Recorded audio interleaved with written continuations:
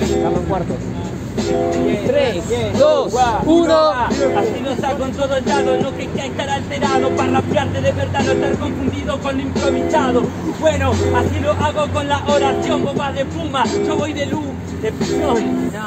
No, un do re mi, vengo negro como compañía, es un do re mi, así lo hacemos. Y esto es extraño, cómo estar alterado si no me ganás hace 15 años.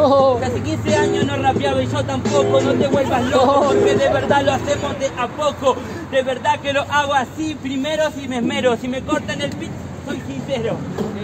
Ey, así lo hacemos pa' este pibe, se dio cuenta rapea pero el beat ya no lo sigue, así lo hacemos, este pibe va a rapear, nere, sí, hace 15 años, igual nunca fuiste rap. ¿Querés remedio o que remedios?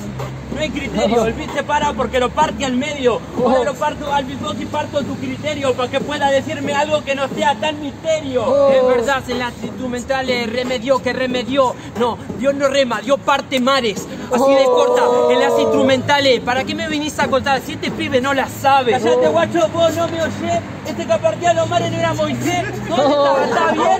Yo estoy haciéndolo otra vez, de verdad.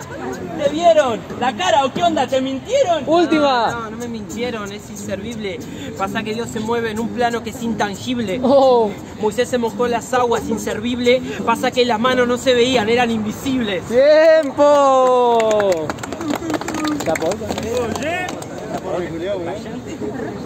Jurado a la cuenta de 3, 2, 1. Pasa nata.